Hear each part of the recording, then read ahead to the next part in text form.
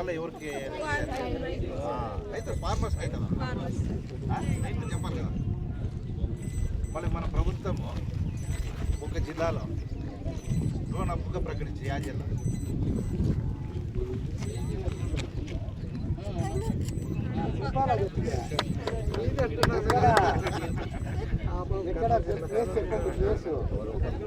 ఓరుకల్ 300 ఎకరాల్లో drone hub. అట్లా మీ నైపుణ్యాలు ఇవన్నీ ట్రైనింగ్ అయిన తర్వాత రేపు ఫ్యూచర్లో మన పిల్లలకి ఇక్కడే జాబుల అవకాశం కల్పించేదానికి ముఖ్యమంత్రి గారు ప్రత్యేక దృష్టి పెట్టి రాయలసీమలోన మన కర్నూలు జిల్లా ఇవన్నీ రకరకాలుగా ఆలోచన ఇవన్నీ ప్రాజెక్టులన్నీ వచ్చిన తర్వాత ఎవరికి లాభం రైతులకి. మళ్ళీ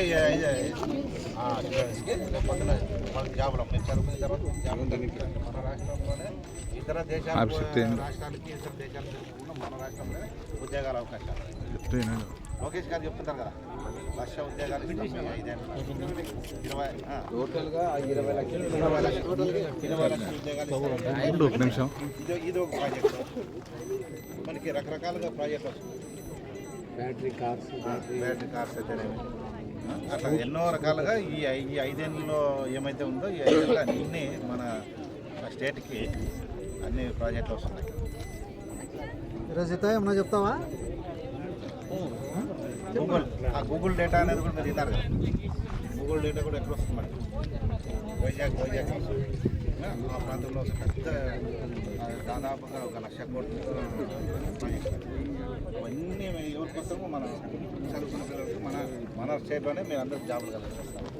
ఈ 5 ఏళ్ళలో మీరు ఇప్పుడు డిగ్రీ ఫైనల్ తర్వాత మీరు చదువుని బట్టి మీకు దాంట్లో నా ఉద్యోగాల అవకాశం. దానికి మీకు మంచి ఆప్షన్ ఉంది. చదువుకునేదానికి ఇది మంచి ఒక అవకాశం. మన స్టేట్లోనే మీకు ఉద్యోగాలు అంతే కదా. సార్ మా సైడ్ నుంచి ఒక రిక్వెస్ట్ సార్, అంటే మాకు ఇప్పుడు నుంచి చదువుకుంటూ చేస్తున్నామని ఇంకా మీకు లోన్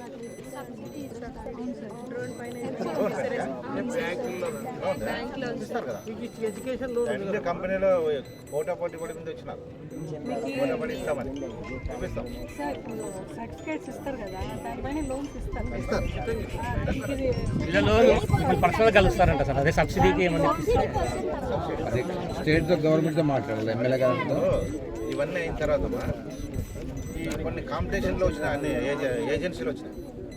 ఈ కొన్ని కంపెనీలు వచ్చినాయి రకరకాలుగా. వాళ్ళు ఇట్లా లోన్ ద్వారా అప్పుడే ఒకసారి వచ్చిపోయినారు మన దగ్గర, ఇట్లా లోన్ మేము అవకాశం కల్పిస్తాము మీరు తీసుకోండి అని.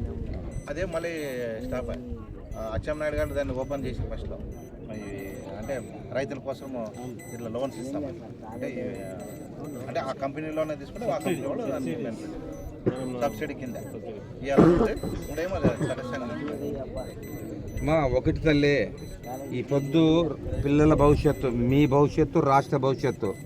దయచేసి ఆలోచించండి. ప్రతి ఒక్కరికి స్కిల్ డెవలప్మెంట్ కింద చదువుకున్నా కానీ ప్రతి ఒక్క పిల్లలకి ఏదో ఒక కంప్యూటర్ నేర్పించి వాళ్ళకే భోజనము, వాళ్ళకే అన్ని ఉండే సదుపాయం కల్పిస్తుంది. ఒకటమ్మా, ప్రభుత్వం ఏం చేసింది, చంద్రబాబు నాయుడు కానీ కూటమి ప్రభుత్వం ఏం చేసి, మా ప్రభుత్వం వస్తే 20 లక్షల ఉద్యోగాలు ఇస్తామని చెప్పినారమ్మా.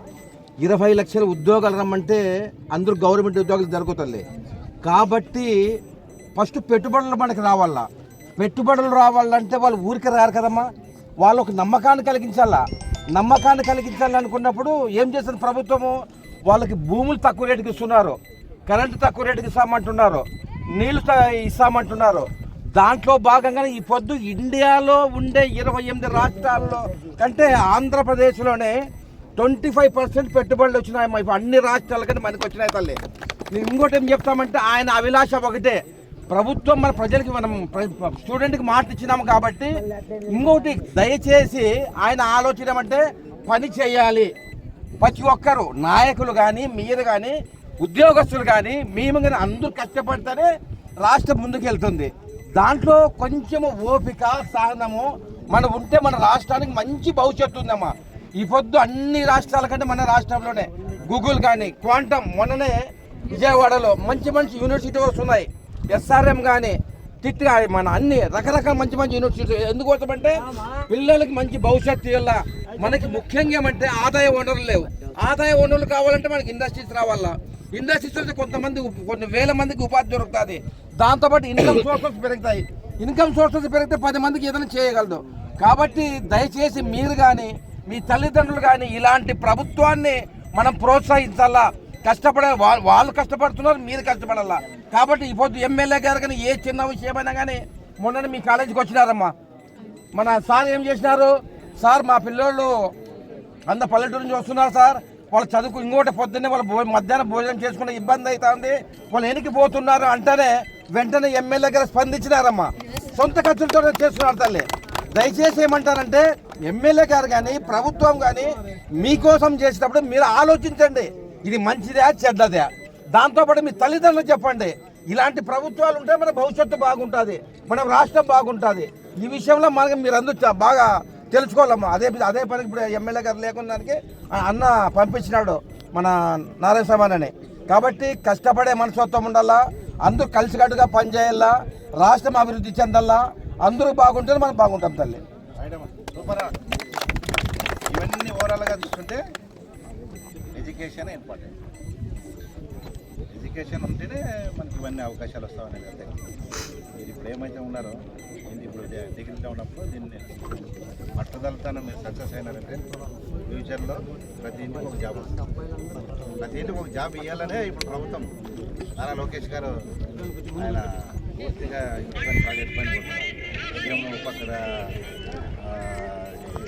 స్టేట్ డెవలప్మెంట్, ఓ పక్క ఎడ్యుకేషన్ డెవలప్మెంట్, ఓ పక్క ఉద్యోగాలు వచ్చేదానికి నారా లోకేష్ గారు పూర్తిగా చేస్తున్నారు. అంటే కనీవిని వేరేగాని ఈ 5 ఏళ్ళలో చూపించేస్తారు ప్రజలకి.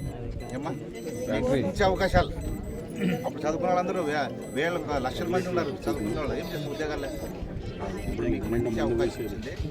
ఈ ఒక 4-5 సంవత్సరాలు మీరు బాగా చదువుకున్నారంటే ఇంటికి ఒక జాబ్ వస్తుంది.